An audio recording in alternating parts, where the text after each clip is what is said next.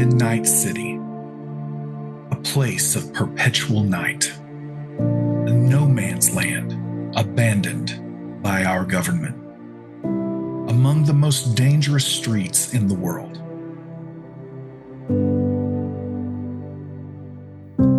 I'm Kyle Maddox, and for the next few hours, we will follow the activities of a new team of heroes who are doing their best to fight back against the darkness. Even as the rest of the world has seemingly forgotten about the plight of our city, we will shine a light on what's happening, meanwhile, in Midnight City.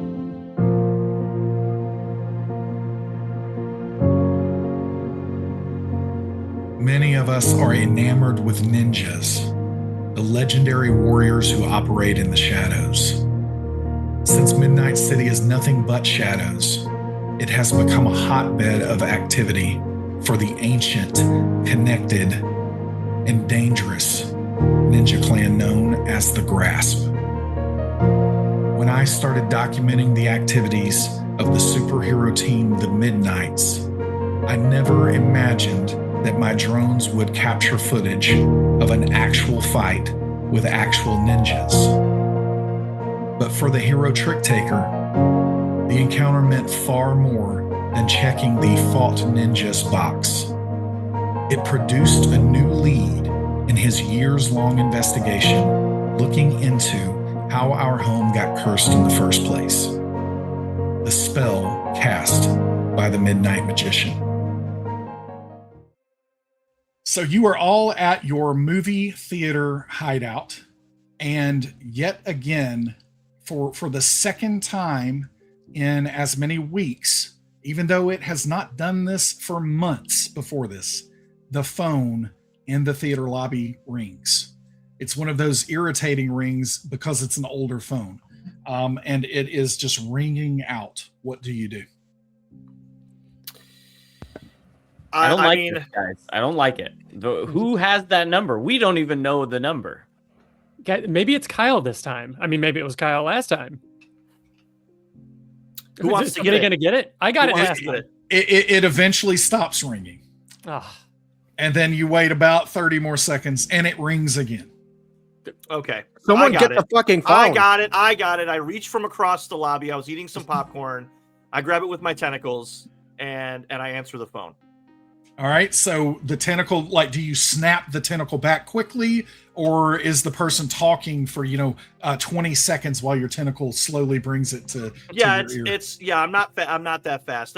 Plus, I grab it and it's attached to the phone, right? I'm not used to something being attached, so I think I'm gonna grab it and bring it over to me. So then the rest of my body's comes over. Yeah, so your ear or whatever would approximate an ear slides up the tentacle and then gets near the phone. Yeah. And then you forget, maybe you need a mouth too. And then so anyway, so as that starts happening, again, voice changer on the phone, somebody is disguising their voice and they say, "You need to get to the downtown art gallery now.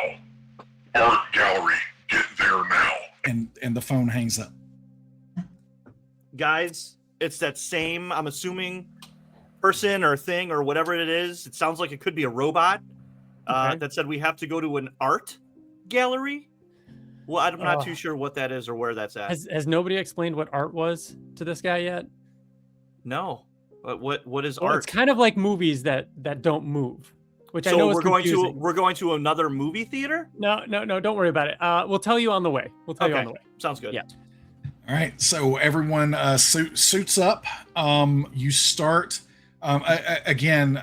Trick taker in particular. You know exactly where this would be because even before the spell, there's really only one art gallery of note here in the city. And it really was something else. You probably spent a decent amount of time there, at one point, because it was one of the few things that you could do that was pretty cheap. So didn't take a lot of money, easy to jump in there and go see the art gallery. At one point, you might have even had a pass to get in there regularly. As you get to this place, though, you see the scene before you, you don't see before you get to kind of this garden area that is outside. So this is on the outskirts of downtown, but they have a lot of land that actually is not developed, which is very rare in the heart of a big city like this. But they were able to successfully protect it from all of the developers trying to put bigger, better things there. And so this garden and this green space with some statues and art installations that are crumbling and falling apart at this point in time, just severely in disrepair. You get into this grassy area, you see the front of the art gallery, and then just seemingly out of nowhere, you see literal ninjas flip off the rooftop, come out of the shadows, just appear out of nowhere. And there is a pretty large group of these ninjas. There might be 20 ninjas that are out front of this art gallery. They don't say a word to you, but they all of a sudden burst into movement. We're going to draw initiative. They do see us, though. They absolutely see. Okay. Hey guys, they knew you were coming for a while. I've only ever seen. I know what these are. Are they all children though? Because I assume that in this movie Three Ninjas I saw that all ninjas are children. Are we supposed to be fighting these guys or like taking them home? The only other ninjas you've seen were teenagers, and they were turtles. So yeah, they definitely look like adult ninjas. All right, good. All right. I mean, they at least look like Shortcuts adult level ninjas. Yeah. Which is a full-grown adult.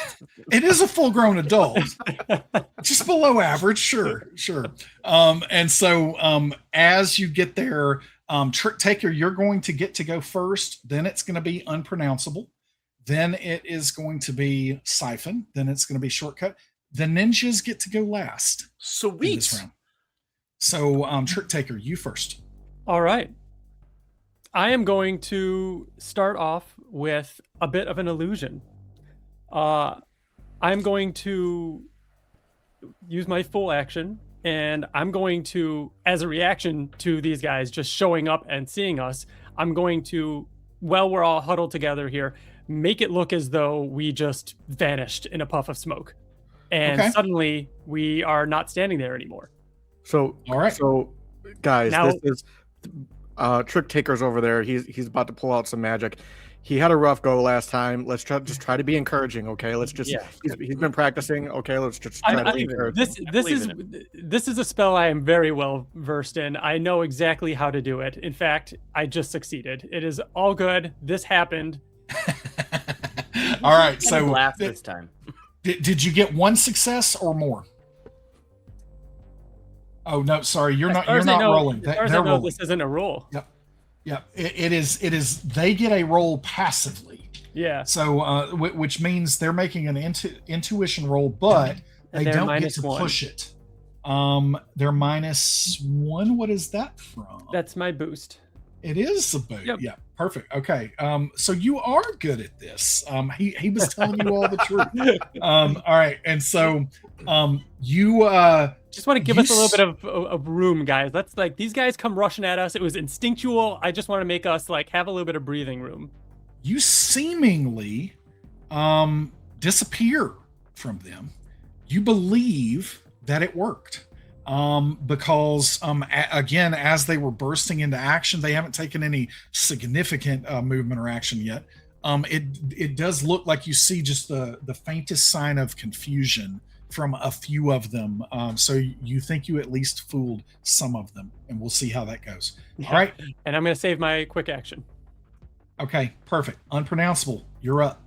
So I am going to, while we're hiding in this make-believe fog, I'm going to use my unconventional wisdom, see what I can learn about these ninjas and potentially why they're here at this unmoving movie theater.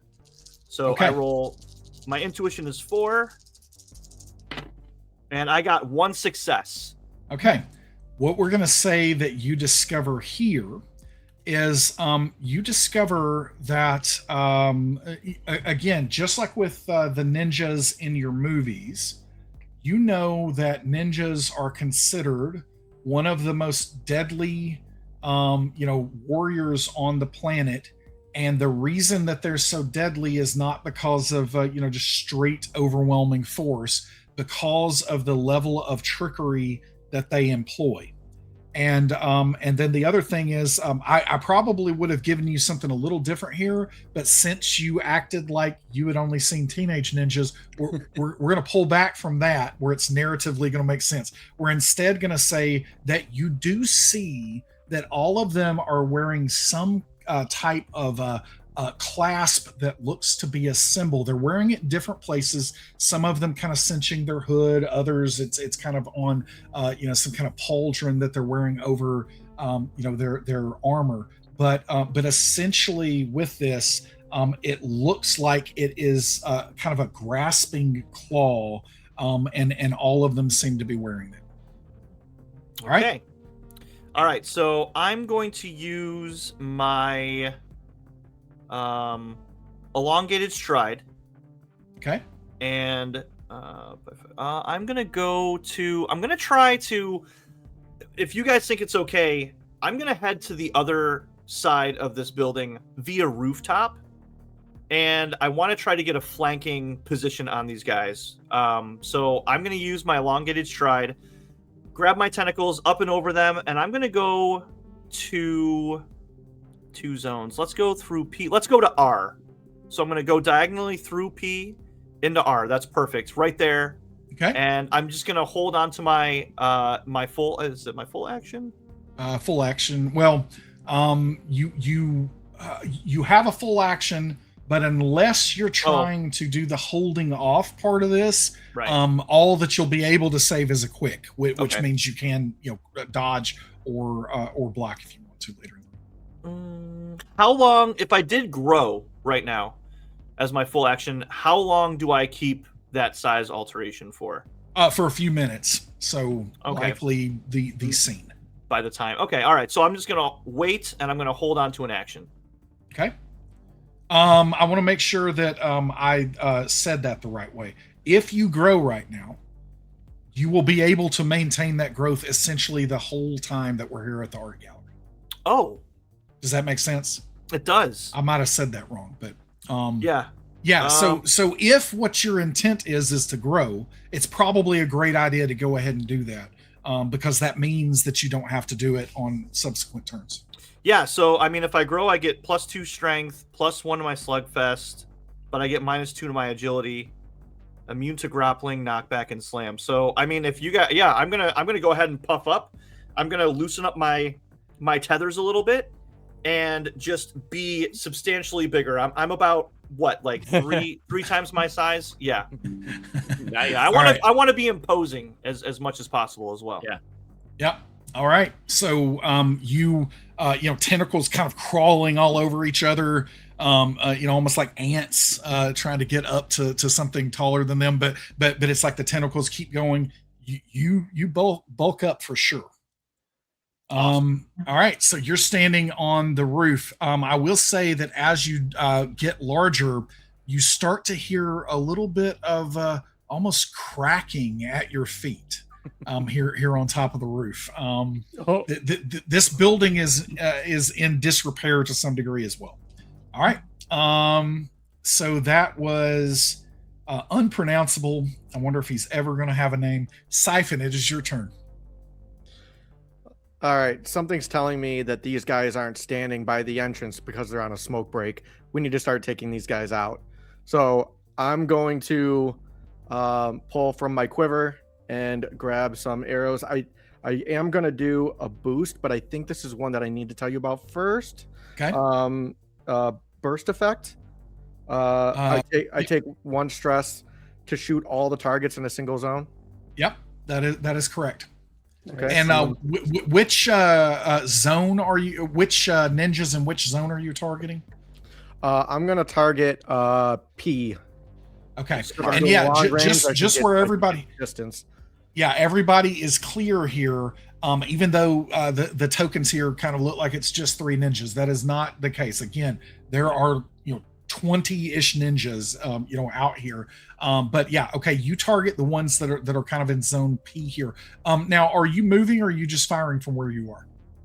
I'm just firing from where I am. Okay, all right, let's see how that goes.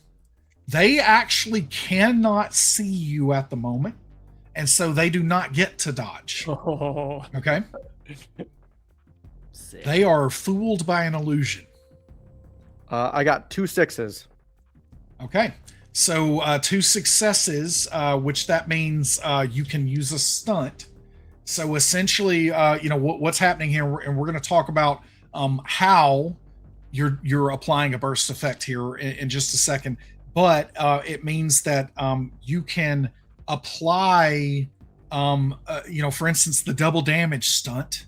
You could do that because then you are going to deal the damage from your blast times 2.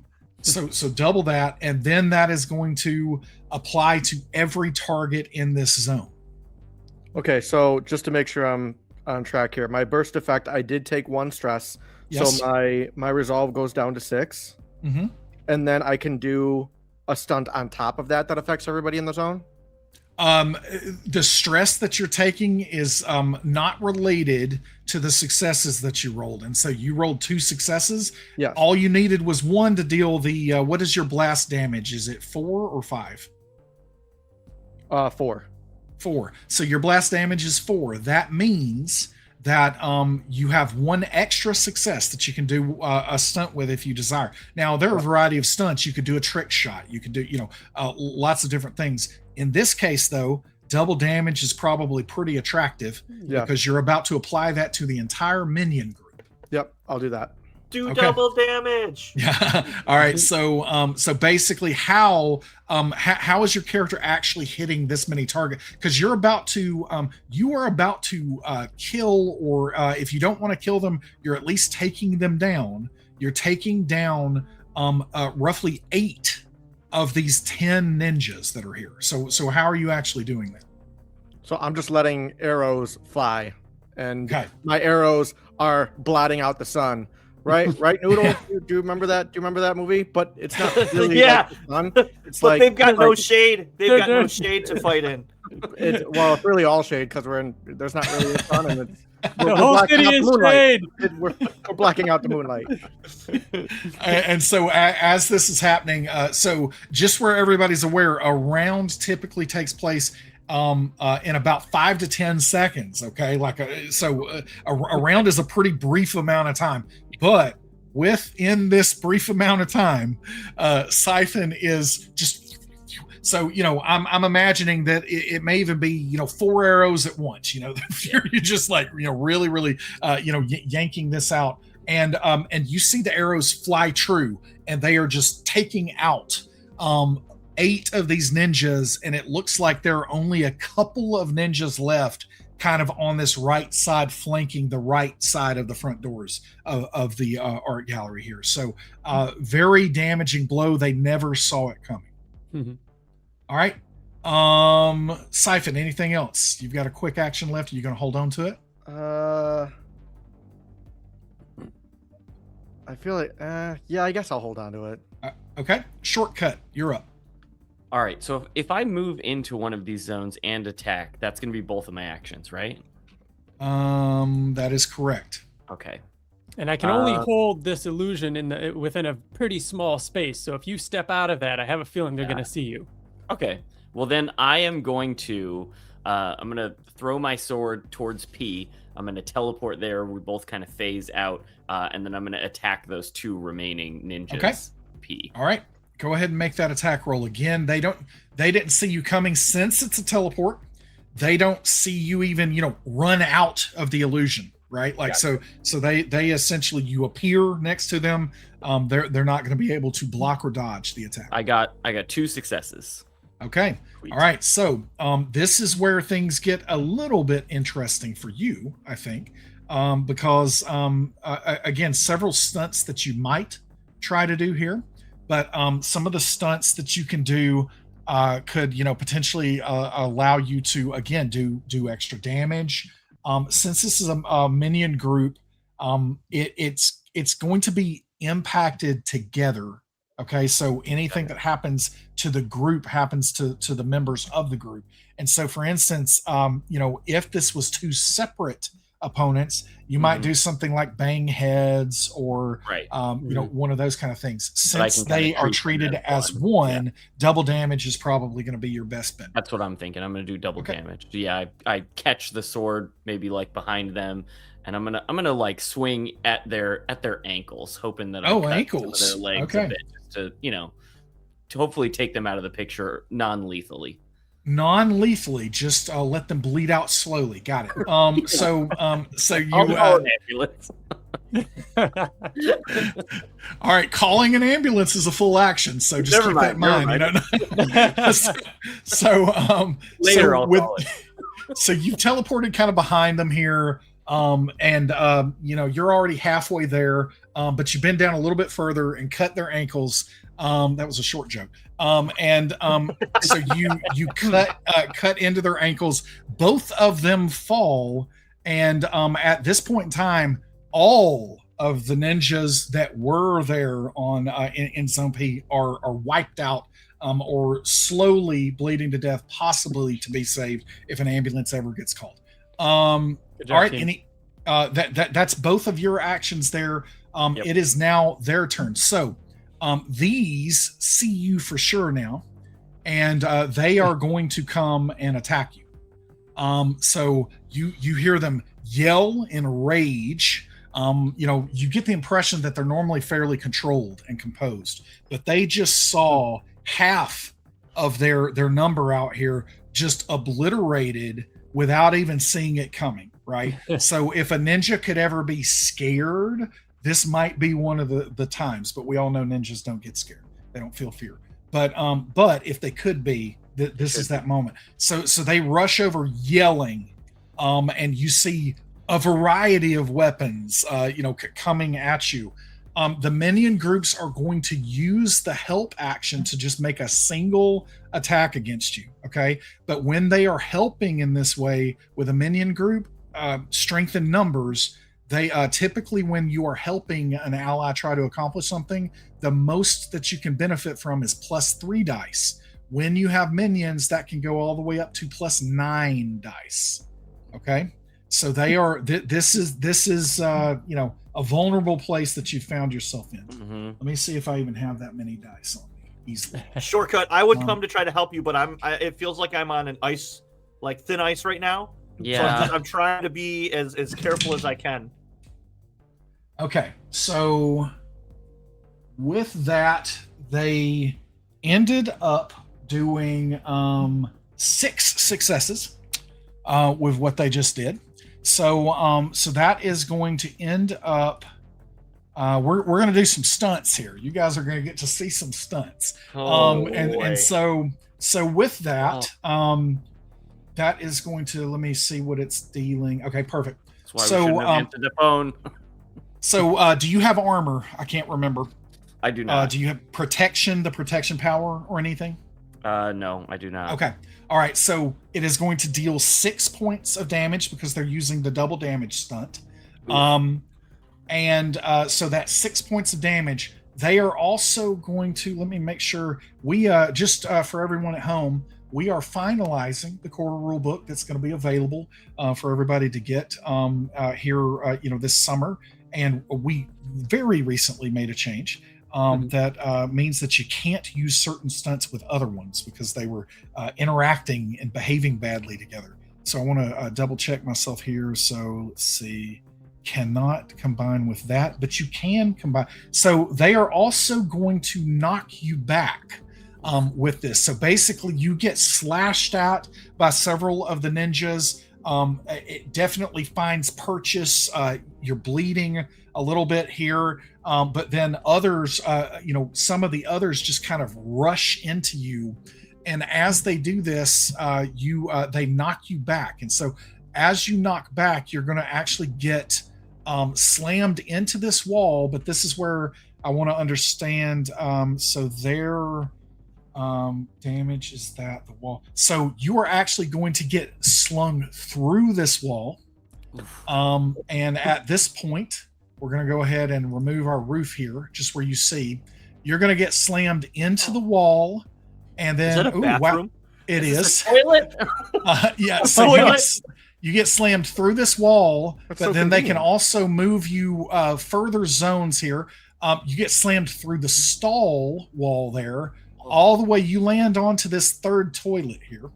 And you just like literally as you land, you hit the last wall, and as you hit that wall, you kind of slink down the wall, and you're sitting straddling the toilet sideways. I'd like to grab some of the toilet paper and wrap it around one of my wounds on my arm to like hopefully stop some of the bleeding. We'll let you do that on your turn if that's what you want to do. But as this is happening, you have just been slung through this. And it looks like they used, some kind of mystical martial arts to just slam you through the wall. That means that you are going to take, that is going to be, sorry, new rule. I'm doing it on the fly here. So it's 6 more points of damage as you slam through all of these barriers. Oh no, Wyatt. guys. That's it. You're -2. Don't you have a health of 10? I'm -2 then. Okay, so that means that you are now broken. As you are broken, we are going to. So basically, when you are broken, when you drop to 0 health, you immediately roll for a critical injury. Okay. All right, so you're going to roll a d6 and add the number of damage points in excess of what was needed to make you broken. So that sounds like 2. Did I do that math right? Okay. So you're going to roll that d6. My God. What'd you get? I rolled a 2. So okay. That's 4, right? Okay. That is a 4. And so what this means is your critical injury is you are beaten up. You're beaten up badly with several broken ribs, and you get -2 dice to all fighting, agility, and strength rolls until you are healed. Ugh. And the healing time on this is a few days. Okay. So basically, the rest of this scene, you are going to be at -2 dice on all of your physical attributes. Gotcha. Okay. And so all of those physical attributes, but this also means that while you're broken, you are out of the action, unable to move, roll for any attributes, or use any power. So you are essentially unconscious at the moment. Okay. But just where everybody else knows, he can be rallied once he's broken. And rallying is, basically you can, essentially get him on his feet. And the way that happens is using a full action, and you have to make a successful presence roll. So if that succeeds, you get back 1 point of health per success rolled on the presence roll. Got it. Okay, so you can only get health back by rallying when you're broken, and you can't just do that anytime you want it to recover, additional health. Basically, you can do this on your turn and rally yourself, but you can also get help from others. So if another hero or NPC that's in the scene can communicate with you, they can try to do it for you, but you can do it for yourself if they're not doing it. Got it. All right. So half of us haven't even walked through the damn door yet. and so Shortcut just got made into a door. And so all of you that are kind of hiding, that would be Siphon and Trick Taker still here. On top of the ceiling, the roof here, unpronounceable, you don't quite see what happens. You hear a crash underneath you, and your footing shakes just a little bit. But basically, Trick Taker and Siphon, you see that these ninjas swarm Shortcut and just send him flying through this. You see a fair amount of bright light pour out of what is clearly a bathroom here. And as he lands, you see, from your angle, Trick Taker, you can barely see that there's like some water spraying out of some of the pipes or something that have been disconnected as he's doing that. And it's kind of starting to flood out onto the floor. The ninjas have powers, guys. They have powers. All right. So from here, we are going to go. Is that the end of the initiative? Yes, it is. So we're going to roll initiative again. Unpronounceable, you get to go again first. Okay. Oh my gosh. Can we get the whole initiative? What's the rest of the initiative? Oh yeah, sorry. It's unpronounceable. It's siphon. It's shortcut. It's trick taker. It's them taking up the rear again. Very unlucky. All right. If you guys can get rid of these ninjas, I will help out. Shortcut. Okay. So as a so here's the thing. I'm on the roof. Yep. I can't really. I mean, as a quick action, I guess I could jump down. You could jump down from the roof if you want to. And honestly, let's see where we are. No, actually, technically, well, yeah, you're in an elevated zone, which is above P here. So yeah, it would take. You can do that as regular movement, but yes, it would be a quick action to get down into P, and then you would still have your full action. So what I want to do is break through the roof and be inside. But that would be a full action, and I wouldn't be able to do. I'm not going to say that. I'm going to say that that's a quick action because it is already paper thin and tattered and falling apart. So basically, if you continued standing in this place for another round, you were going to fall through anyway. Perfect. Then so if you want to just stomp, then I'll allow that movement to be a quick action, and then you'll still have a full. Yeah, and I know that. I mean, I don't know that shortcut is unconscious right now, so I'm going to say, hey, shortcut, look at this shortcut. And I'm going to stomp down and cave the roof in and fall into the building. Yep, you do so. So I am in zone L. Mm-hmm. All right. So now I'm going to use I'm going to do a grapple attack. Okay. So my fighting is 8, and I get... let's see. So we're going to want to explain this one a little bit here, though, because, for instance, there are some barriers in the way here, right? Like you have just where we can kind of see here on. You're inside the building. These ninjas are outside. But what I am going to say is I'm going to say that this door that you can essentially send tentacles because of the nature of the way you operate. I'm going to say you can send tentacles through this door, and it kind of like pushes the door open as you're doing it. Excellent. Yeah. So that's I was assuming it was glass, so I was going to try to push my tentacles through the glass, shatter the door, in a theatrical way. Okay. And so I get 8. 1, 2, 3, 4, 5, 6, 7, 8 plus 3 for the grapple attack. Mm-hmm.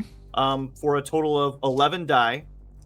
And I'm going to try to grapple as many of these as I can. And I can grab 3, I believe, right?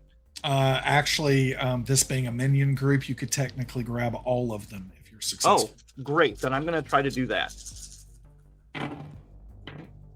And I got 2 6s. So I got 2 successes. Okay. You were able to, basically, you're sending tentacles everywhere, glass shatters in the doorway, the tentacles wrap around legs and throats and all, and you literally have all of them grappled here as long as they fail this opposed roll. So I imagine they're, because they also get -2 to this, right? Because of your power. Yeah, they did not get a success. So you cool. Absolutely grappled them there. There's I don't know if you want to try out a stunt if you got anything in mind, but you do have an extra success there. So I do want to do a stunt if I could. I actually want to, if I could pull them from the zone that they're in into my zone, and slam them. Let's see. Can I do knockback? Or no. Yeah, knockback would need to. You still need the angles and the physics there. Okay, all right. A little bit, but so I do want to pull them into the zone. I don't know if that would be. Yep, I'll allow that with it. I'll allow that. Yep. Okay. So basically, you just want to pull them into slugfest range with yourself. Yes. Yeah. Okay. All right. You pull them, and as they go through, some of them are going to, basically they're going through the glass that you've already shattered. So they might get some minor cuts and those kind of things, but they come through and they are with you now inside the building here. Grappled. Grappled. But as you are inside there, you notice that there are more ninjas that are in, now that the excitement of the moment is over, you see that there are more in this room as well with you here. All right. That is it for unpronounceable. Siphon, your turn. So a quick action is just moving one adjacent space, right? Mm-hmm. Okay, so if I wanted to do 2, that would be my full turn. It would. I will say that since he has shattered a lot of this glass here, that you could, essentially come here.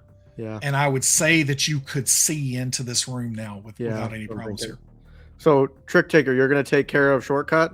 Yeah. Okay, so I'll move into that zone, and then I'll see up into the glass, and You see there are roughly 10 more ninjas in this room. They are draped over counter spaces. Like there's a whole, it's like a barrel of monkeys, a barrel of ninjas.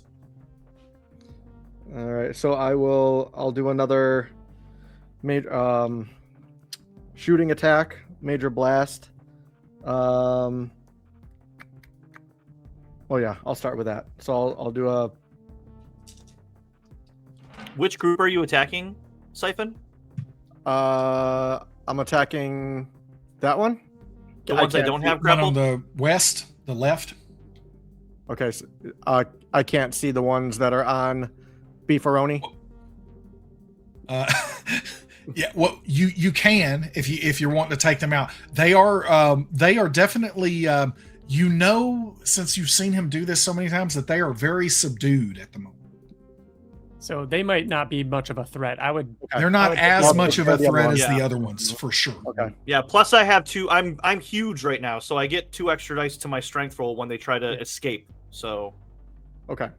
So I pull my arrows out of my quiver, and I pull back, and then just before I release them, I look back and I can see into where Shortcut is, and I say, "We told you to use the bathroom before we left." And then I shoot my arrows. Again, very funny. Very funny. I miss everything. Oh no! No successes. No successes. Do you want to try to push it? Yes. Okay, are there any ones in what you roll? No, there were not. Oh, that's nice. Okay, let's see how this goes. Maybe there won't be this second time. I got 1 6. Okay, did you get any ones? No, I got 1 6, 4 2s, and a 5. Okay, all right. Well, you only take wait a minute. -1 to your resolve. I'm trying to verify something here. As I said, we've made a couple of little changes here, so I want to make sure that that we did not change something with this because this is important. These are the rules. All right, so let's see. How you doing in there, Shortcut? Everything hurts and it smells bad in here. And basically you can barely speak at the moment. I mean, you can speak, but like you are definitely hurt. I'm not getting up for a minute. So basically that is one of the best pushes that you can possibly have because you take 0 stress. So you literally rolled the dice, and since you got no ones, you take 0 stress. That was the little update I wanted to verify. So he doesn't have to take a stress just for pushing the roll. For pushing the roll because he had no ones at the end of that. Wow. Yes. So again, the chances of that push. Well, you don't have a 1. if you've got the stress, not if you roll like Trick Taker. Hey, so far this game, talking trash. Yeah, but that's it. All right. So how much does that damage? How much damage does that do? 4. That's just my normal damage, right? For ranged or for major blast? Yep, that is correct. Is so basically, as you fire this off, you take out 4 of these ninjas. Nice. So you're taking out 4 of them. It looks like roughly half their number is still left there, and they all, their head darts around, and they notice you as the primary threat at the moment. Because they, possibly overconfidently assume that their brethren over here are going to be able to handle whatever this, noodle-like creature is. All right. Is that everything? Yes, that's everything for you. And that means that it is shortcut. Are you going to try to rally yourself? So remind me, that's really the only thing I can do, right? Is rally myself? It really is. You can try to rally yourself, and that's going to be a presence roll. Gotcha. And which for me would be 4. Yep. So give that a try. If you get any successes, you'll come up with 1 health. 1 success. Okay. So that means that you restore 1 point of health. Okay. And it means that you're back on your feet. To a -1, or I'm just now at a 1. You're at a 1. Yeah. Negative health isn't a thing. So you always stop at 0. The overage is just taken into account when it comes to critical injuries. The critical injury stays though. And like I said, that's going to take a few days to get over that. So that means that you are going to be -2 dice to all of those physical attributes. But you are up. You've got 1 point of health now. And that was your full action to do that. Do you want to do anything else? I'm going to save my quick action in case I need to teleport out. Is the bathroom and P the same zone, or would you say those are separate zones? Those are separate zones. Yeah, it missed a letter there. I was waiting, Wyatt. I was waiting. Thank you. Yeah. So all right. So that is Shortcut's turn. Trick Taker, it is your turn. Well, I was just saying because Shortcut, it would be nice if you can work your way towards me, because I think I'm going to start. The illusion is over. I don't need that anymore. I'm going to start do a bit of sorcery. It's a spell I've been working on, but I'm going to try and heal you.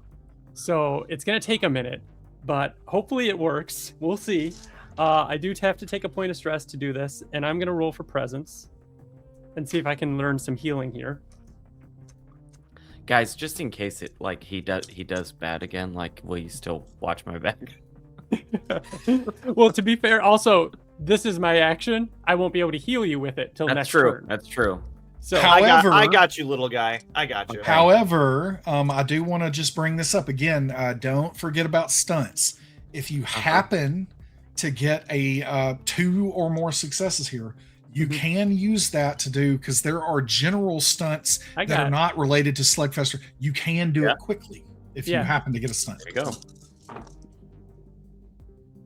Okay, like I said, it's a new one. It's a new spell. I haven't had to do it yet. I'm going to take an additional point of stress. Actually, maybe not. We'll see. I did not roll a 1, so I am gonna push this though. Okay. See if I can get this. Nothing. No 1s, no 6s. All right. I'm working on it though. I am working on it. But I'm gonna move over to zone O in order to get a little bit closer, so that when I do get this right, I will be on hand to help. I think Legolas has got this. He's got this. We'll be fine. We could take our time out here. Did we watch that yet? Lord of the Rings? That's one of my favorite ones. I fell asleep in the back row. Just making sure. All right. So that is it for Trick Taker. It is their turn. So you're actually going to see these here start kind of they're just kind of flipping around, jumping up to the ceiling, and but within this zone. But you are going to see that they are essentially hurling some shuriken at you.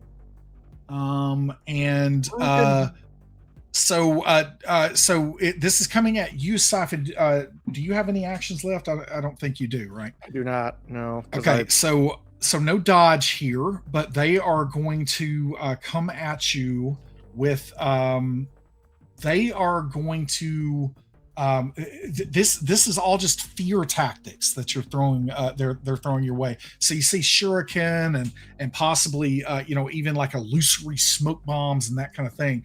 And you're able to, for the most part, get out of the way of it.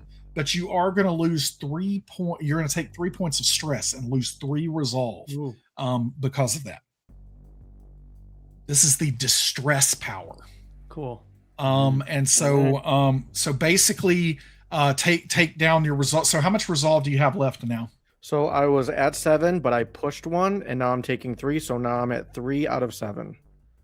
Okay, got it. So with that, just as an FYI on that too, is that when you do, like, if you're trying to recover resolve, you can try to attempt to recover resolve during an action scene. So this is different than health. You can't recover health during an action scene unless it is a power like healing or regeneration.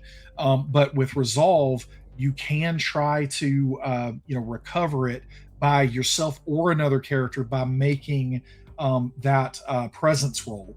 And it takes a full action, but essentially you can try to recover your own resolve, and you get however many points back that you rolled. So I can do that now without having any actions, or I need an action? No, it takes a full action to do that. I'm just saying that, do that now. I'm saying that if you get down to 0 resolve and you want to try to recover some, you can take an action to try to recover some. Okay. So because I know for some of your powers it's important, right? I do have a question. Yep.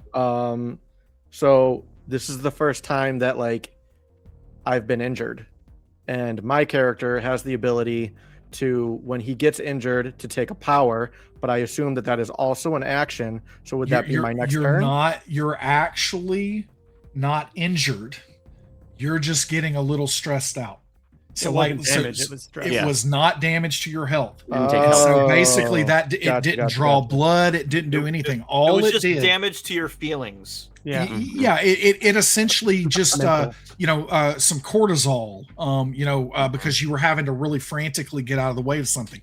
But you did realize afterwards that even though it presented that way, it was not trying to really harm you physically. They were just trying to put you on your toes. Not physical damage. All right. Let's see. That is all for. Well, these are going to try to get out because why not? I don't think they're going to be able to, but make that opposed. Keep them check. That's strength. Yep. Plus 2 plus 2 more because you're big. Yeah. So that's 5, 6, 7, 8, 9. So 9. Yep. 3, 4, 5, 6, 7, 8, 9. All right. I have 1 success. Yeah, that's all you needed. So they are still held. They are not able to do anything. They're still immobilized by you. All right, that is their turn. Let's redraw initiative. It's hard because we're not using the actual cards because we're too far away and we don't have this on a VTT or anything yet. But yeah, ultimately drawing cards. We're coming back. Trick Taker, you get to go first this time. Then it is Unpronounceable. Then it is Ninjas. Then it is Siphon. Then it is Shortcut. Gotcha. All right, so Trick Taker, your turn. I gotta try again. This is gonna work this time. I wasn't sure. Everyone believes in you. Even the ninjas are cheering you on. Mm-hmm. Oh my god! I got 2 6s. Here we go. All right, and he's starting to believe, guys. He's starting to believe. I never doubted you. So that was my long action. Or my full action. I still have a quick action, but he's 2 zones away. With that additional stunt, is there anything I can do to kind of at least be next to him so that next round I can? So I will tell you now. Let's see. I don't know what boost you have, or I don't have a source. Yeah, with healing. So basically, I'm just trying to see. Oh yeah, see what the healing boosts are. Verify it's a touch. I think it is. It is by touch. Sure. I did check. Yeah. So make a presence touch. Yeah. So basically, with that stunt, what we can say is we can definitely say that you can do it distance healing. No, we're not going to go that far. That's a little too much. But well, you know what? I'm feeling generous right now, so I'm going to say that you a one-time use. So you do not unlock this boost because you're going to be able to use healing for a few minutes here, right? Yeah. But for the next time you use it, I will say that stunt allows you to use distant healing. It was a really built-up stunt. Last turn, I was really putting a lot of mental energy. The residual magical energy of the failure rolled forward into. Okay, sure. Totally. You talked me into it. So yes, you can use that quick action if you would like to do so. To get to him, because I'm going to say that is the same zone there. Since I didn't mark it, you're going to get the benefit of that. So There's if you want to in the wall. yeah, there is a hole in the wall. So sure, if you're since it's distant healing, what do you want to do here? You need to get to the hole at least where you can see it. Yeah, I know it's putting me at risk by being that close to all these ninjas, but I think it's worth it. And if we're allowing me to do the distance, I will be outside the hole in the wall, and I will heal shortcut through the hole in the wall in the bathroom. All right, let's see how it goes. Make that roll. All right, so this is going to be a presence roll, and for every 6, I heal you 3. However, can this be pushed? It can be, yeah. Okay, rolling 6. That is 2 6s. Yeah, let's and go. I have 2 1s. Otherwise, I would have pushed it to heal you even more. But I'm not going to push my luck here. 6 healing for me, right? That is 6 healing. So I'm back up to 7. You recover 6 health. All right, and then that's the initial burst of healing power that I have. I'll have a little residual next turn if you need it, but for now, that will be my turn. You're a lifesaver. Okay. You're a lifesaver. Woo! All right. Then it is unpronounceable. Your turn.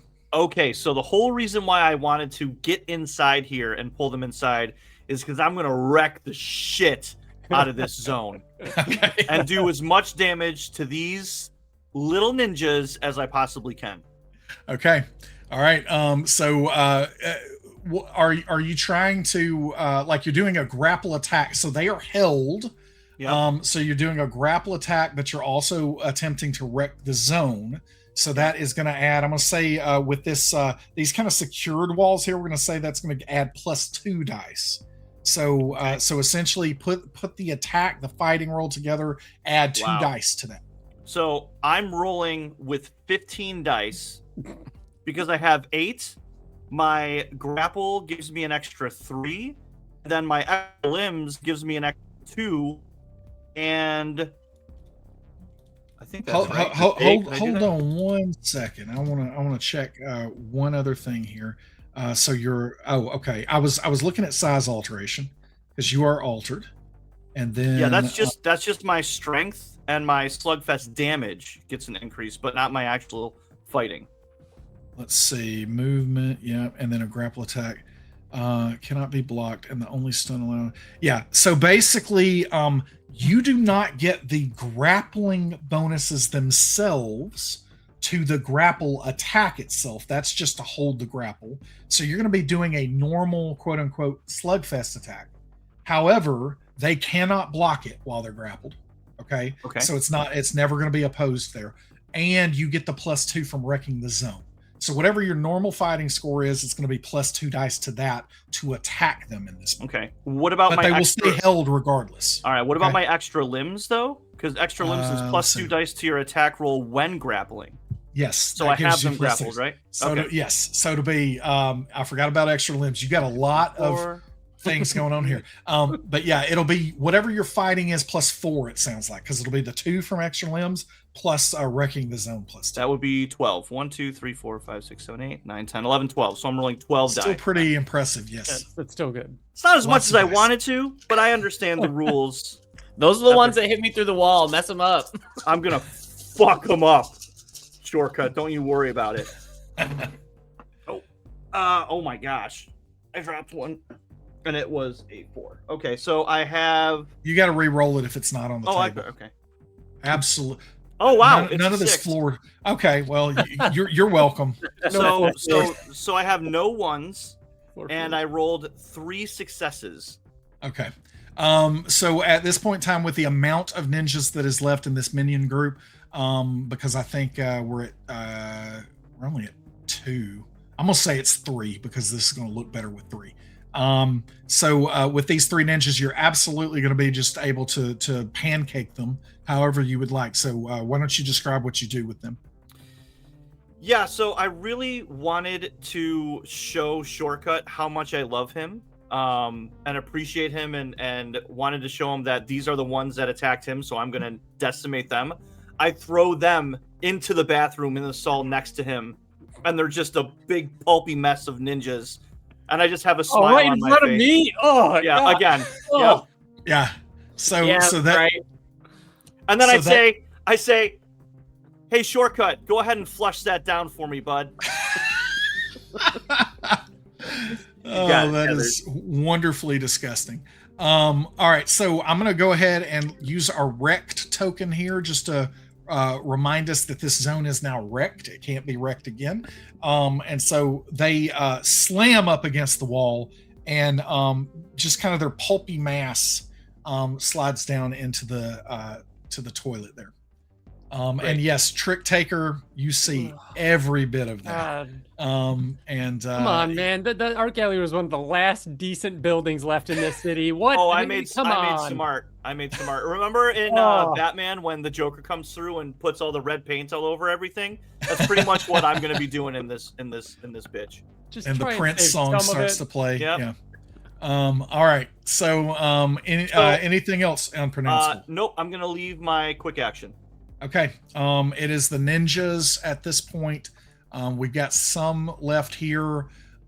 You're actually going to see that they see what you just did with their clan members, and they see that they're in a pretty vulnerable place here from what's going on outside, because 2 of you are now there. You're going to see that they move out of this. They go through a door here, and technically you don't know where they went, but they went somewhere to the west here after they got through that door. That is all that they're going to do on this turn. Okay. All right. Siphon, it is your turn. I feel like there's not much I can do other than move. Do we chase them?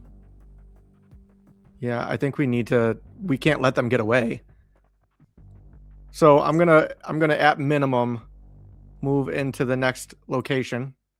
Okay. And this is the end of the round, right? No, shortcut gets to go. Got it. And yeah, I can't see into there, right? No, you see a door that is open, like it's a doorway, not a door. So you see, the portal there, but you don't see anything other than some kind of lounge seating area. It looks like on the other side. There's a painting on the wall right here that you don't recognize, but other than that, that's all you see through that way. You see that this is a larger room that kind of curls around here behind Noodle. But yeah, that's all you can really see here. Would it be beneficial for him to scan an area for details? Would that be relevant, or he can definitely try to. Yep. I mean, I don't think they're going to attack you this round. Yeah. So you might as well look around and see if you can figure out what's going on. Yeah. My intuition is actually very good.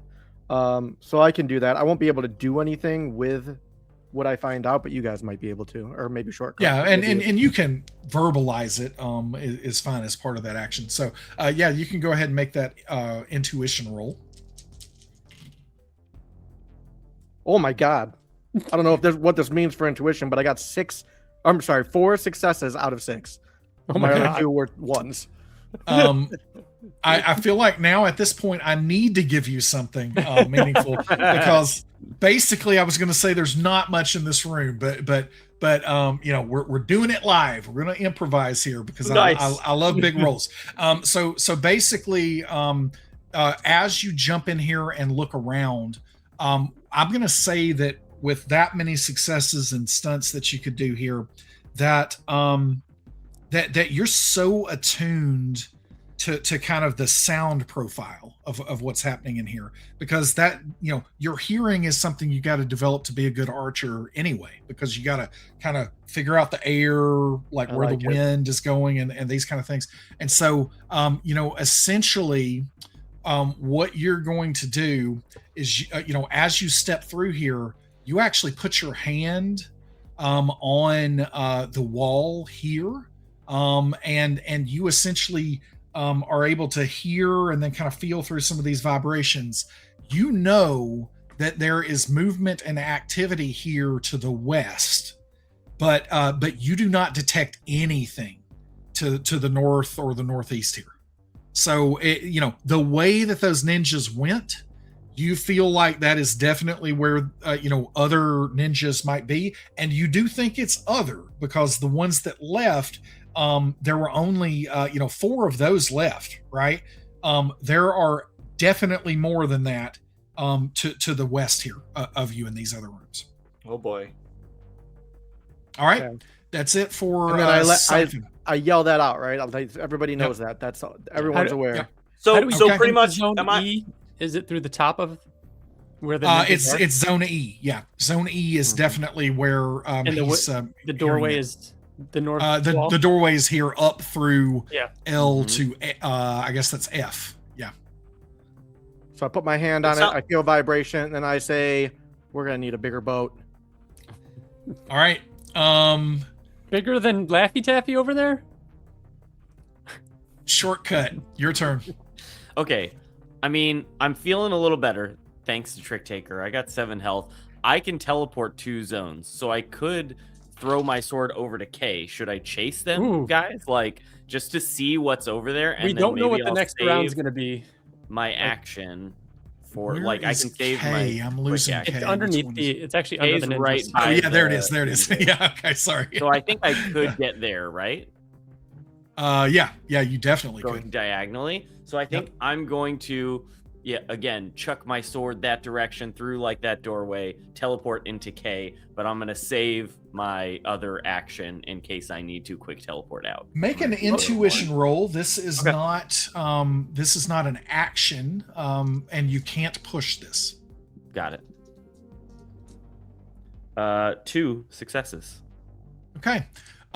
With those 2 successes, you are going to detect that they have now essentially tried to hide themselves in this area to lie in wait and ambush. So you see where they are. You can attempt to act here, because as you teleport through the 2 zones for quote unquote free, you can move within your zone. So I'm saying that you can see where they are. You could close to them if you desired to do so. But I can't. If I attack, that would be my second action, right? And then I wouldn't have an action left. Okay. But why? This is the end of the round. You won't need to keep your short action. It is the end of the round. Oh, that's true. Use it anyways. Okay. Yes. So I'll attack these remaining ones with strike.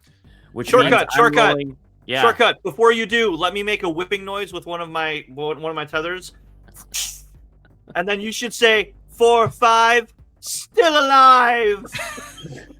Whatever you say, tethers. So I'm rolling 2 less dice because of my critical injury, right? So I would be rolling 8 instead of my 10. You are definitely kind of battered at the moment. I'm still a little beat up, but I'm pissed off, and I rallied myself up. Siphon, that was a Catwoman reference, by the way. You got that, right? When she didn't die. 2 successes. Okay. So I assume double damage.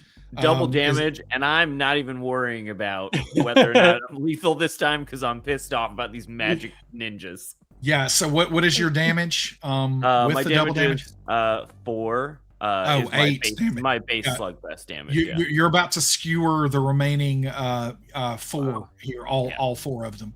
Yeah. So how does that look? How do you do that? Teleporting over with my sword so that, again, I'm behind them, stabbing through one of them, hitting the other one, and then just swinging both of them into the third one that's there. All right. So they are you intentionally did not want to kill them, right? You just wanted them to bleed out slowly in hopes of an ambulance. Got it. Yeah, okay, so so there you go. Shoulder, you know? They all go down.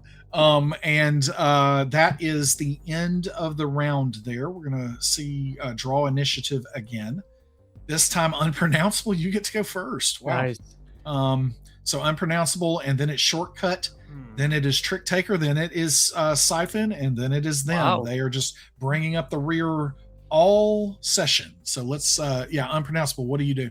So we know that they're in E, right? Yes. That there's an ambush waiting for us. Yeah, no question. Well, Well, you don't necessarily know it's an ambush, but you know that there are ninjas there. Yes. okay. With my elongated stride, I'm able to move through 2 zones, but there's obviously a wall here, right? So that's only if there's not a wall blocking the way.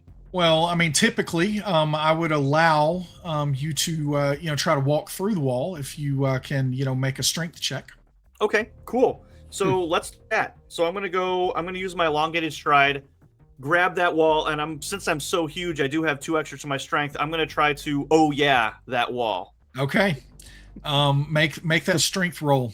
So 5, and then 6, 7. And I got 1 success. Okay, we're gonna say that you're able to get through the wall. Yes. So you make it into zone E here.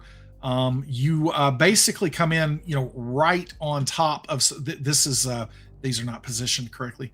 You come in. There are again roughly 20 ninjas in this room.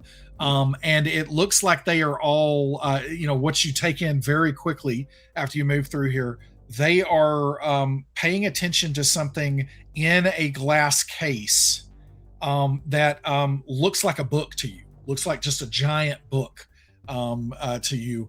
And it's in this glass case, and it looks like they are all actually standing back from this glass case, like they are waiting on something. And then you see some kind of energy that is floating beside this glass case. It's kind of just a misty grayish energy that is floating next to this glass case, and that's all you see.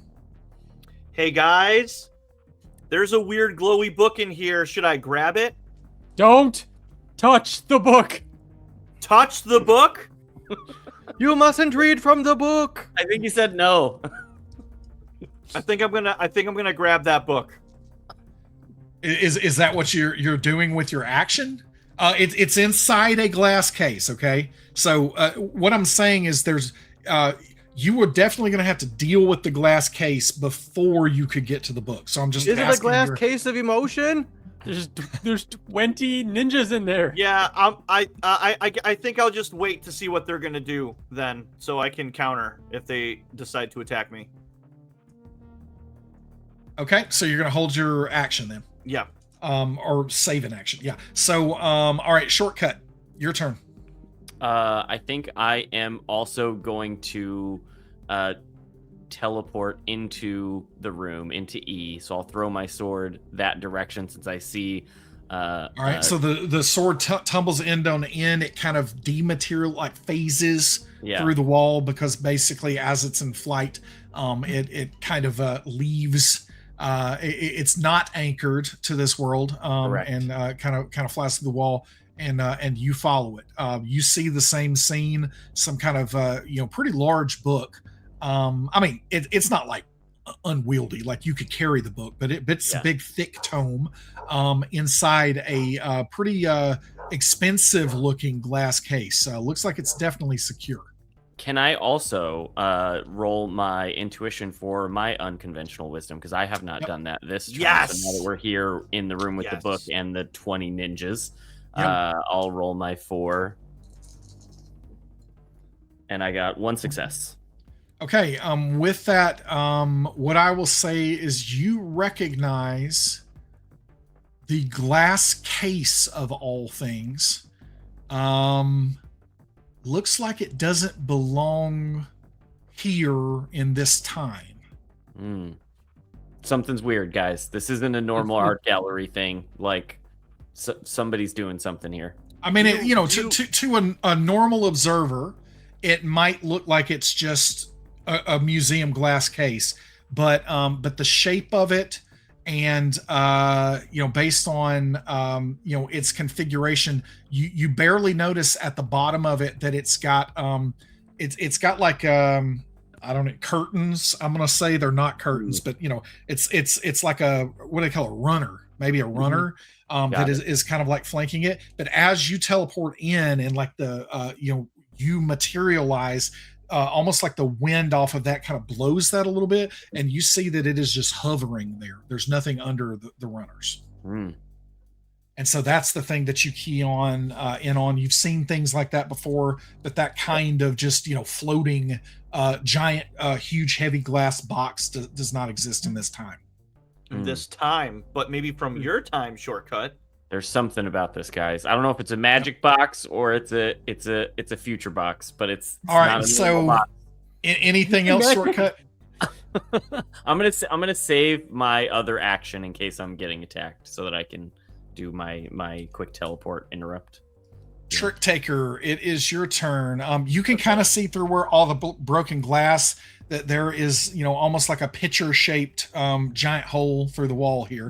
And you can see in there unpronounceable, still kind of blocking most of the view, but there are definitely some moving ninjas on the other side of it. Okay. I'm going to look down, and I have a feeling this poor guy is not getting his ambulance. I'm going to look down at this guy, take a look at this ninja, and I think I'm going to use my full action illusion to make myself look exactly like this ninja. Okay. And then I'm going to use my quick actions to move towards the room, because my goal is to go in there impersonating one of them. Okay. All right. You look like a ninja at this point in time. We're going to say that you through your communicators that you've set up, because Kyle Maddox actually introduced you to some interesting telecommunications tech here, where you can talk to each other a little more subtly. We're going to say that you tell everybody that you're going to look like a ninja. Yeah, don't fight me. Where they're not going to come after you. All right. So that's Trick Taker Siphon. It's your turn. All right. So the wall that Beefaroni knocked down, can I get through that wall to get into that room? Yeah, definitely. Okay. So what I'm going to do is I'm going to put my hood up to insinuate that. Oh God. It's time to go stealth. Siphon doesn't have it Oh, yet. Nice. So I'm going stealthy, and I'm going in there, and I'm going to attack some ninjas. Okay. In stealth. Okay. Well, we're gonna say with this, do you have the stealthy talent? I have stealthy, yes, where okay. When you sneak up on enemies, perform a surprise attack, your opponents get -2 to the intuition roll to spot the attack. Yeah. All right. So we're gonna say make an agility roll, and you can't push this because this is no action. Okay. My agility is 6, and I got 2 6s. Okay. We're gonna say that at least some of them do not notice you, but again, like there is a lot going on, and they're kind of looking straight at that area, so difficult, right? But you do believe that you are relatively unnoticed, essentially in the shadow of Ramen here. You see that there are that some of them seem to be unaware of you. You know for sure, because as you come in, you see that this gray mist looks like it is starting to form into a humanoid shape. And you know that it is not, it definitely doesn't notice you. Or perhaps it doesn't care about you.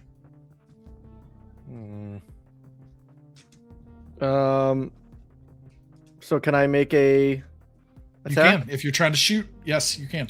Siphon, Well, you gotta try to attack all these guys, man, and distract them from whatever they're doing. Yeah, I mean, I did it once before, but I feel like I should try. We're all in one zone. I should probably do There are lots in one zone right here. Yes. I feel like I need to do This is a crowded room. I need to do my deadly blast. Burst effect. Or my burst effect. Yep. Okay. All right. Let's make the roll. All right. So I roll to my agility. I only got 1/6. Okay. Which isn't great. Still good. But I will do the burst effect. Okay. And that is 4 damage.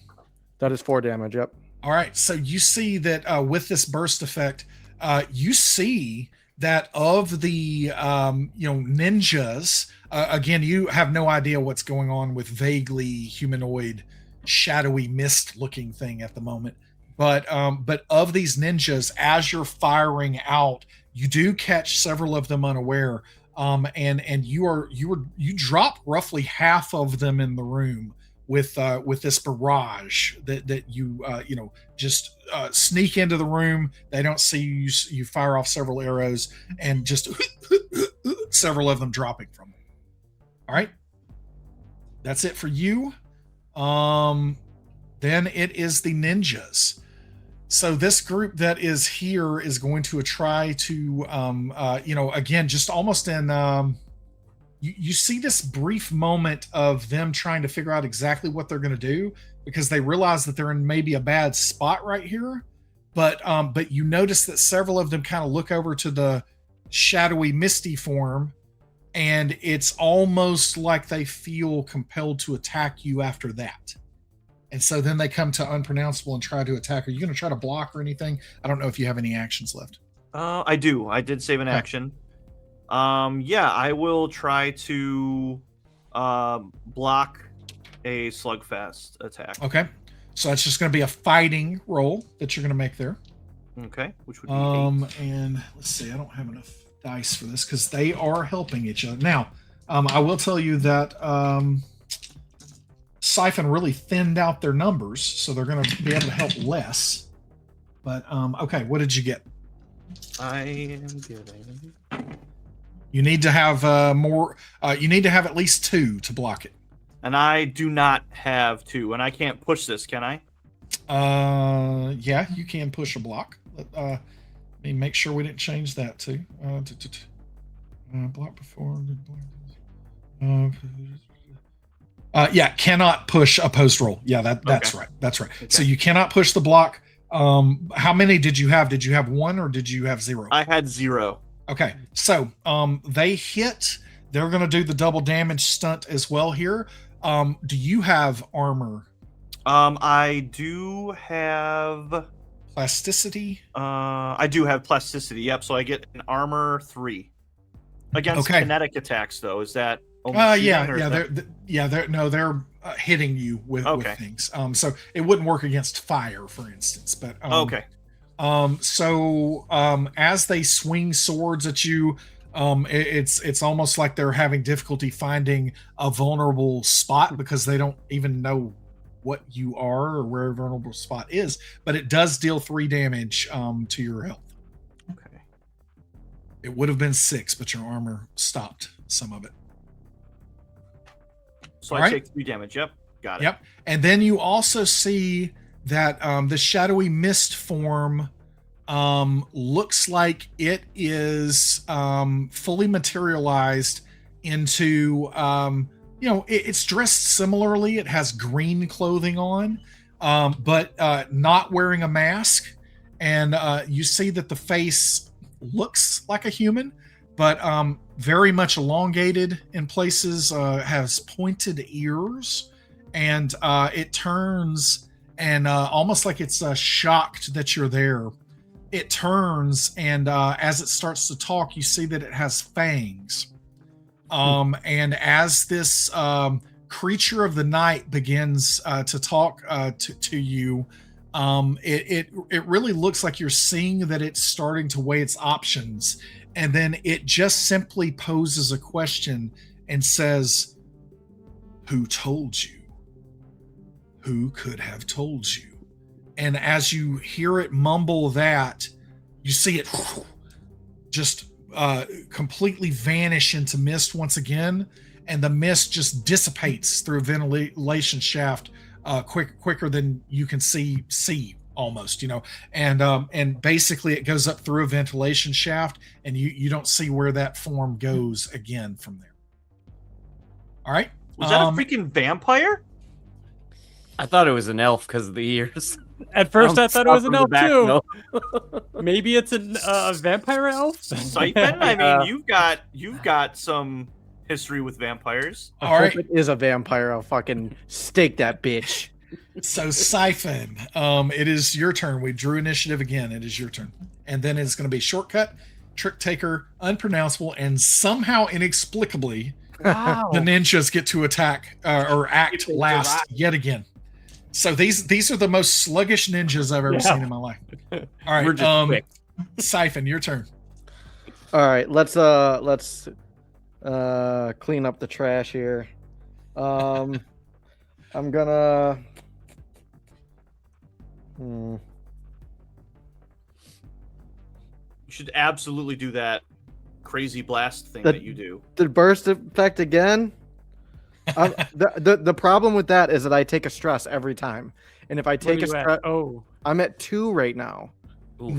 So I would go down to 1. And what if they manage? I know they're last. I know they go last, but if they manage to do another one of those attacks on you where they hit your mental state, like I don't want to do that. Putting you in a spot. Yeah, you're going first. A big league chew can help us out. Still. Smoke them if you got them. Yeah, that's what I'm hearing your teammates say. There's not that many left. You guys are thinking I should do it? What happened? I mean, they're between the groups. There are roughly 10 left right now. Absolutely, you should do it. All right, Siphon, let's go. All right, I'll do it. My rib's broken. Sometimes you got to give the people what they want.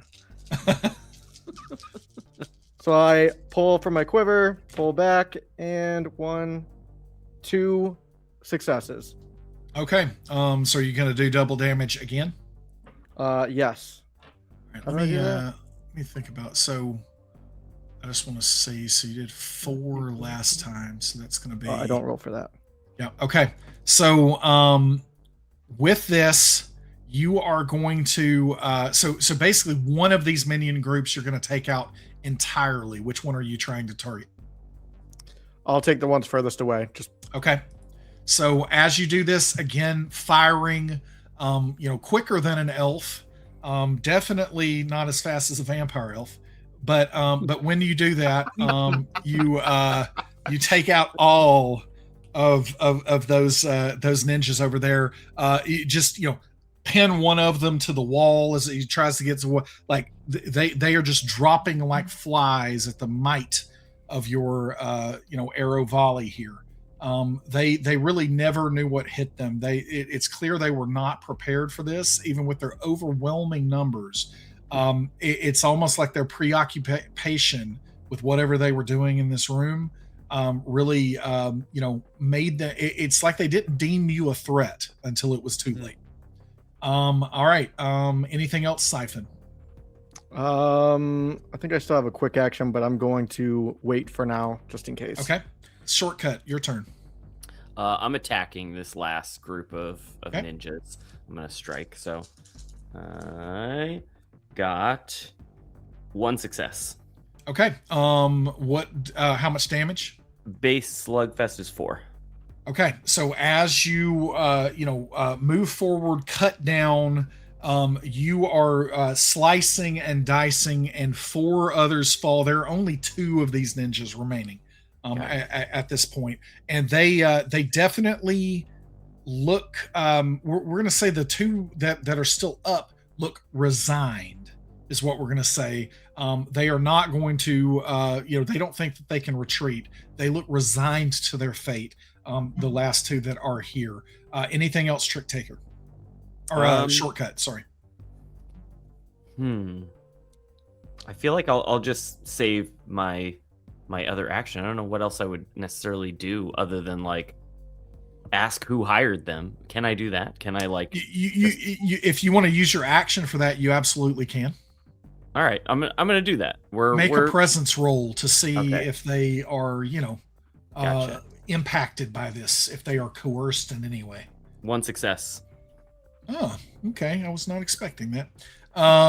So as you say, who hired you, you see that, the look of resignment on their faces melts away for just a moment, and it looks like they are, about to say something.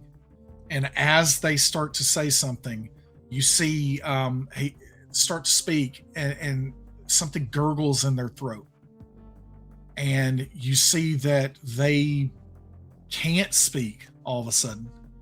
That the one that was trying to possibly spill the beans here can't speak. The other one starts saying, hey, what's starts also choking.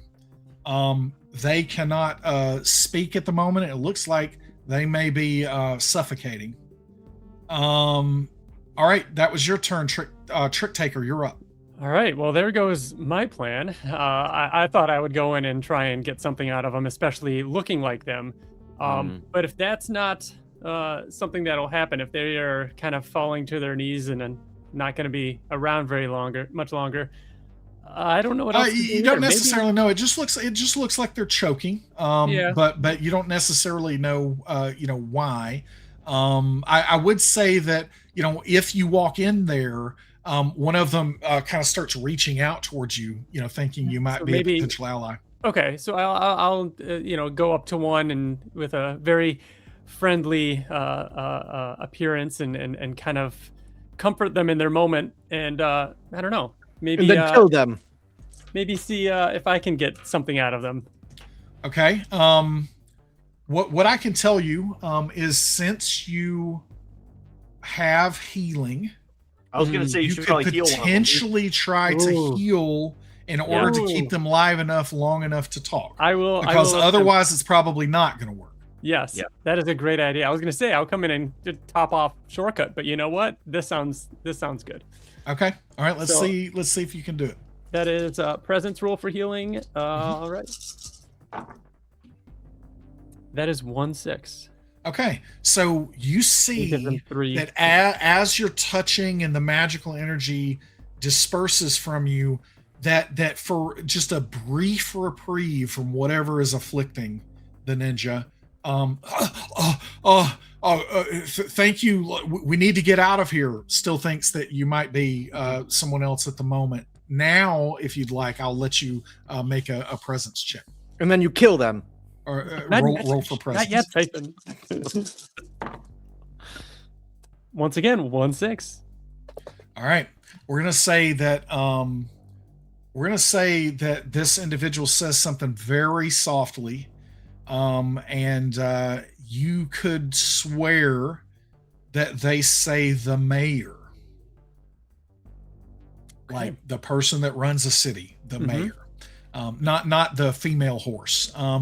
But basically, you think that with my southern accent, you don't know the mayor, but basically, the mayor, you swear that that's what they say, but you also see that their throat starts to get closed up yet again.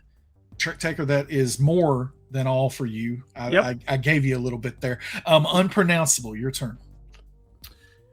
I think maybe I'll do a. I mean, what do you guys think? I mean, they're already dying, so should we figure out what's that case? I can grab the big floating glass case, and we can bring that back to our base. Yeah. So pick up an item. Do I have to do anything with that? As you touch the case, make a strength check. Roll for strength. All right, so that'd be 5 plus my 2 because I'm gigantic. And I got 2 successes. Okay. You get struck by some kind of recoil as you touch the glass, and it is going to let's see. So it is going to deal 6 points of damage to you So Yeah, then. I have deflection, and I can block shooting attacks. I don't know if that is. It is not a shooting attack. No. Can I dodge this? Can't dodge it. You touched it, so it's already made contact with you, and it deals 6 points of damage. Now I think you have 3 armor. I do. Yep. So it armor applies, but you're going to take 3 points of damage. And you also, I'm going to say with that strength, you had successes on the strength. You are going to get like kind of thrown backwards. But since you had already made a pitcher-sized hole here, you essentially don't like slam into a wall. You just kind of are standing in the hole at this point. But massive recoil when you touch this glass case. Wow. Okay. That's one spicy meatball. All right. Anything else unpronounceable? Nope. At this stage, the ninjas choke out. Mm-hmm. They're either unconscious or dead. You don't know quite which without looking closer. But we are out of the round time at this point, and the room is full of dead or dying ninjas. And all of you, and you see this glass case here in the middle of the scuffle. You notice that the runner, if that is the right word, under the cage is kind of loosened now, and you see that there is this glass case is just floating there with nothing underneath it. But you see a book inside, and this book looks impossibly old. It looks very, very old, but you know that can't quite be the case. Because it also looks like, essentially like, a portfolio, like the fancy trapper keeper. So it doesn't look like it was crafted or bound, in ancient times. It just looks like it is weathered to the point that that it matches that kind of a visual. But it is definitely a more modern style book. That has no words on it when you're looking at it directly. There's some crazy time stuff happening here. Guys, this book might be from the future, like me. I think but like from so far into the future that it is now old because it has come back from the future. It's like old future tech. Yeah. So you, as you get a little closer, and again after what happened to Noodle here, to Stroganoff, as Stroganoff got pushed back here this time, you see that you're looking a little closer, being a little cautious not to maybe touch it again. You do see the faintest of lines, and it's almost like you just see it, when dust gets disturbed. You see what looks almost like fishing line that is coming from the bottom of the case and going out in the corners of the glass case to the ground. And when you get a little bit closer, you see what look like runes that begin to glow slightly, just slightly. They're all glowing kind of a purplish pink energy. And they glow slightly when you get close enough to them, but it looks like they're tethered to this glass case by again, it looks like fishing line. You're skeptical that that's what it would be. All right, guys, maybe do we try and cut the lines, because it looks like they've put down some magical runes to protect this case. And maybe if we separate it from its source. Yeah. I, for one, am not going to touch that again. Shortcut. I mean, you've got a sword. Are there four tethered? Like, it looks like there's 4 strings. Guys, there's 4 of us. There's 4 strings. I feel like maybe we need to do it at the same time. This is like remember the movie where they have to cut the red wire? It's like one of those situations, But there's 4 red wires. Yeah. And we all got to cut them at the same time. It's always like timing. We could try. But should one of us hang from the ceiling then? Because that's what I know that from. No, I don't think we're already on the floor. All right, fair. All right, let's all get a corner then. Okay. I'm just gonna shoot from where I'm at. Oh, gonna shoot the fishing wire. Okay, got it. Someone's really good at this, huh? All right. So as you get ready to do that, we are about to start initiate a challenge. Is what this is going to be. So this is some type of defense system ward that is in place here, and essentially you're going to be trying to accomplish objectives to see if you can actually, overcome whatever these defenses are with this floating glass case. And so you can definitely, you've already described what you're going to try here with everybody trying to sever it. Now, what is everybody trying to sever it with? I assume a sword, an arrow, it sounds like. What Trick Taker and Unpronounceable, what are you trying to do? I pat myself down. All I've got is a pocket knife. Yeah, And I'm then- just gonna try to use one of my. I'm gonna separate one of my tethers out and try to. Don't Right. you have a little mini Yeah. sword? Couldn't you give your little mini sword to somebody? Siphon, yeah. Yeah, you can have my Tonto. Can't you give one of those to maybe Unpronounceable? Yeah. Yeah. Okay. Pepperoni, it. catch. So as you do this, you're going to try to break the seal here. And so for a shortcut, all of you that except for Siphon, you're going to use agility. And we'll say that this is roughly simultaneous. That part isn't too important, but it's going to be all of your turns in the round. If you don't overcome this within a certain amount of rounds, and you don't necessarily know how much that is, then the challenge is going to fail. Okay, so what you're trying to do here is get as many successes as you can. Got it. While you're doing this. So go ahead and make your relevant rolls, Would blades because be... you're kind of attacking the seals So, here. fighting. Yeah. It's going to be fighting or agility. I'm still Siphon. down 2, right? Yeah. Yes, that is correct. I got 1-6. I did got almost- two. I got 2 successes. Okay, got that's 2. 3. I got 2. Ooh, I did 5. almost as poorly as you could ever roll. 2 1s and a 2. So yeah, no 6s here. I Okay, could try so- and push this, but guys, I could. Do we need 4 successes between the 4 of us? You're going to need more than that. Yes, More than that? I will. Oh, I will say a decent amount more. Yes, Ryan, you might as So well. maybe we Man. should This all is all that push. we're working on right now. Yeah. So I'm going to say this. While we're resolving this part, you've got 5 successes right now. While you are doing, as soon as the fishing line, you see immediately that it has 0 resistance whatsoever as a fishing line.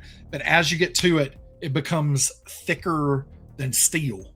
Okay, and as you kind of cut into it, you see that inside the glass case, pinkish purple energy kind of starts to coalesce above the book. And it looks like it's definitely starting to get bigger inside that case. All right. So you've got 5 successes. Is anybody pushing? I'll push. I might as well. Yeah, I Okay. might as well. I'll push. Yeah. I had that means 3 I roll 1 die, guys. I had I mean, 3 that- 1s, so I'm not gonna push because I had 3 Okay. 1s. All right. So I have 1-1. Oh no, sorry, I have 2 1s. Okay. So So if I- you pick up the non-1s is all you can pick up and reroll. And not the 6s, right? That I did roll. Not the 6s, because they already count as 6s. Yes. Okay, So anything that's not a 6 or a 1, pick it up and re-roll it. so that would be 4 for me. Same. I also have 4. I had 1-6 and 1-1, so I'm picking up. And the I got remaining 4. another success. Okay, so we're up to 6 now. Okay. And I I have did two roll a then 1, successes. so I Do I Sorry, take it- Siphon. 2 6s and 2 4s. So 2 more successes. Oh, 2 more successes? Okay. I had So- I had 1 the first time, Yep. and then I had 1 6 and 1 1, so I left those alone, and I picked Yep. up the remaining 4. I had Uh-huh. 2 6s and 2 4s. So that sounds like we're up to 8. Eight successes at this point. All right. And so, Unpronounceable, how much stress did you take? So I rolled 1-1. So I take 1 stress. Across both rolls, you only rolled 1-1? That is... No, I thought you had started out with 2. So three. So total. You're going to take 3 points of stress here. Yes. Okay. So your resolve reduces by 3. Siphon, did you track your stress taken? Yeah, I had 1 Okay. the first roll. Okay, got it. All right.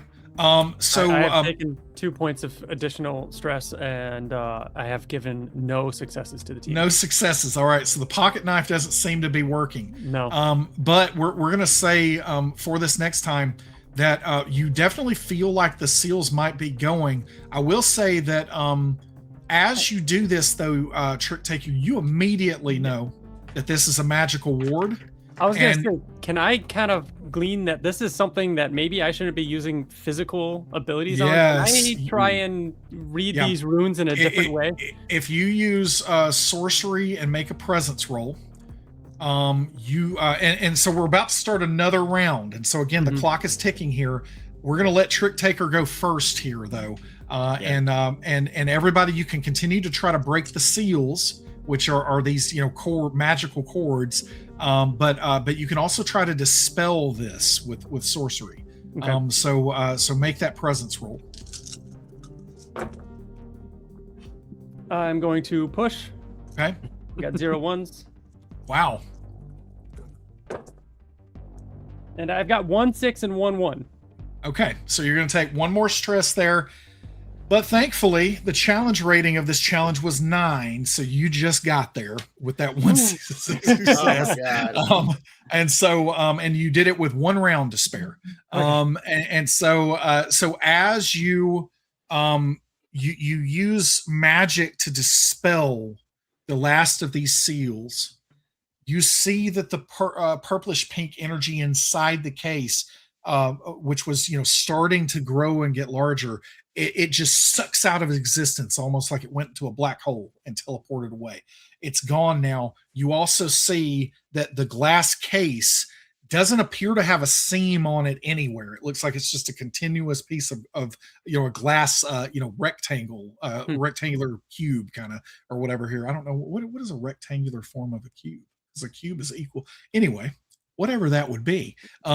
That's what we've got here. But you see all of a sudden a seam that was not there, just almost like, kind of pops open. It's almost like it lets out a hiss, but maybe that was just in your head because that's what you expected it to sound like. And you see that as the glass starts to fold away, that it starts folding up onto itself, almost, again, seams that weren't there start folding up to where this thing ends up falling down onto the floor, that it's roughly like palm sized when it gets done with itself here, right? But you see that the book continues to hover in place like it was unaffected by the glass. I am going to reach out and take this book. All right. As you do, you need to make a presence roll.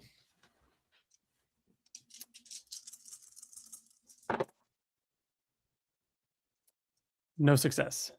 No success. All right. You're going to take 6 points of damage. Are you still standing? I have 6 health, so that will be exactly what it takes to knock me out. All right. So you become broken with this book in your hands.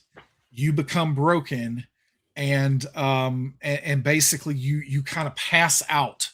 All of you see that purplish pink magical energy kind of almost lights him up. So it's like you see his skin is almost translucent for a moment. It's almost like you see his musculature and skeleton inside of him briefly, and then he passes out, the book clutching the book still as he passes out. We're going to cut away from our scene there, and I'm going to narrate what happens from the art gallery.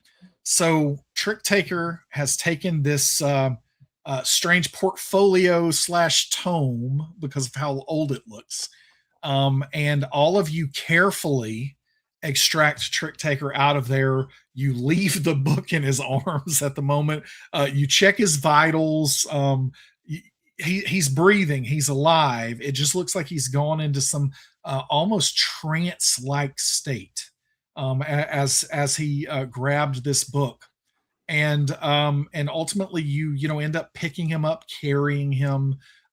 You get back to the movie theater, and once he essentially takes a nap for just a little while, Trick Taker, you awaken. They've all left the book where it is at the moment because, again, foreign object, don't necessarily know what it is, doesn't appear to be harming you any longer. As you awake, you look down and essentially you sit up, and in your lap, the book sits. And what once was blank pages are now filled to the brim with magical notation. And you begin to thumb through. The book appears to have no effect on you at this point. You almost immediately know that in some way it has imprinted itself on you. So you don't detect any kind of threat from it any longer. But as you start to read, your jaw continues to drop slightly with each page. You start to get into this more and more and more. Every sign seems to point that you have just discovered and hold in your hands the spell book of the Midnight Magician. And we're going to wrap that scene there. And we're going to move into our interview. And so Kyle Maddox did not go with you tonight to what happened at the art gallery because he values his life. And so what he has told you is going to happen, though, is he's got a series of really well-made small drones that he has been using to capture footage. And so the footage tonight was captured by a drone.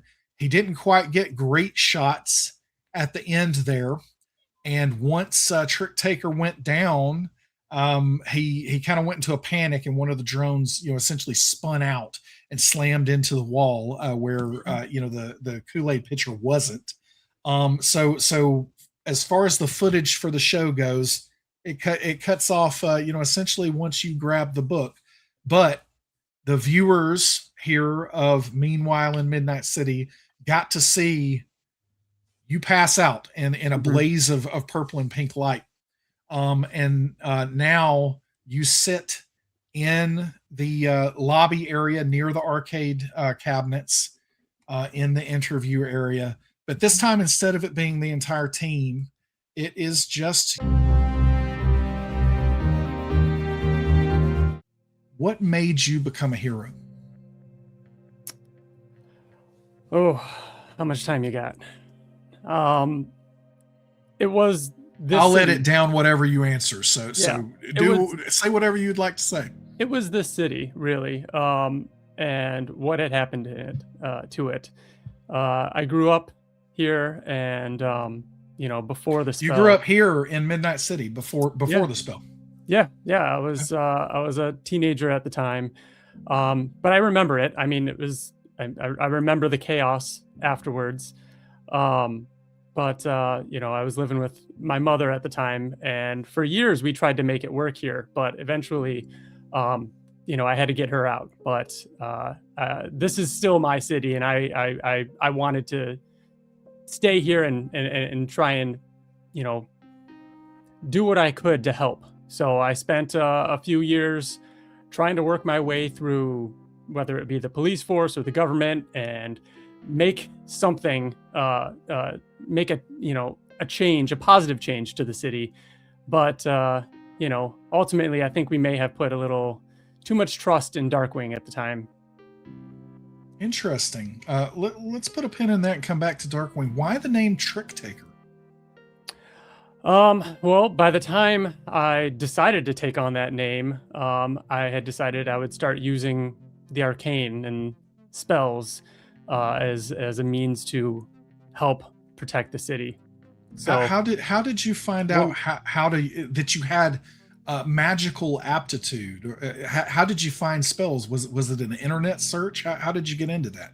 Well, at the time when I was, doing my work, throughout the city, I began studying the cause of the darkness and the Midnight Magician, and gathering information about him and finding different things, witness accounts or recordings, and evidence from the scenes in which he had been, and started to kind of compile all that into my own set of notes and research, and kind of self-taught these abilities. Illusion was one of the first ones I made, so it was just basically playing the trick on people's minds. So kind of led to Trick Taker. All right. This one is burning a hole in my pocket, and so I have to ask this one. It was going to be later, but what can you tell us about the book that we saw you discovered in the art gallery? I haven't had a chance to really dive too deep into it, but it seems like this was actually the book from the Midnight Magician. However, some of these, it seems far more advanced than he would have used. I mean, that was back in early 2000s when he had cast that final spell, and this book is beyond that technology of the time, but it is also ancient at the same time. So I just don't know who else it could have belonged to, and the fact that it was here in Midnight City, I think that I need to spend a little more time with it, and the fact that it has kind of opened itself to me, I think I'm going to be able to look through it more, spend some more time, and use it, hopefully. Hold the phone, though. You're saying that this book belonged to the Midnight Magician? I believe so. I have to ask, do you think that so for the viewers, this is it's a little more of a personal question. If this book was the Midnight Magician's, do you think there's any chance that it could contain information about how to do something about the spell and what the spell's done to the city? I mean, that is the ultimate goal. I mean, I have tried the power spells pertaining to darkness, but they seem to be one of the more difficult that I have ever attempted, and have thus far been completely unable to do anything regarding the darkness. But given the complexity of this book, I mean, I don't see why it wouldn't have something in there. So that is my goal. Seeing as what it did to the Midnight Magician, I'm frankly a little scared of what it might do to me if I were to try and cast some of these spells. But that's my goal. I'm working my way up to it, and hopefully every time I go out there and attempt to save the city, I get a little bit better. You mentioned earlier, I'm going to maybe hand wave and summarize here, a lack of trust in Darkwing. Can you unpack that a bit? This isn't really public knowledge, and I can't even say it's entirely verified, but all the time I've spent researching the Midnight Magician, I can't help but have stumbled on many encounters with Darkwing. And I will say, from what I have discovered, the time in which the event happened, then the spell that turned the city into perpetual darkness, Darkwing was there that night, and from what I've gathered from witnesses and the police reports, was that they weren't fighting, and we know now that Darkwing was working on technology to help him move through the shadows. So all of this kind of put together, I think that he had the technology, but he was missing a piece, and I think that piece was magic. And I think he was working with the Midnight Magician in order to unlock the Shadowverse.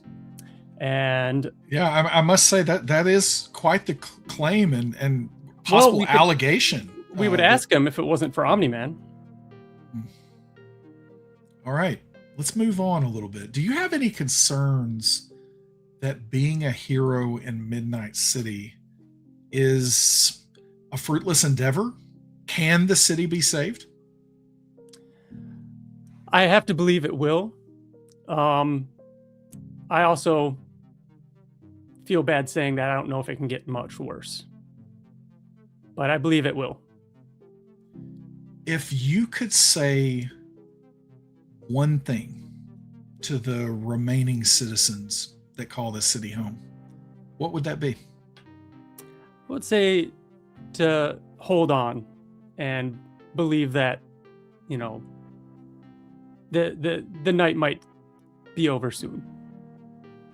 All right, with that, we're going to wrap things up here for this episode of Meanwhile in Midnight City.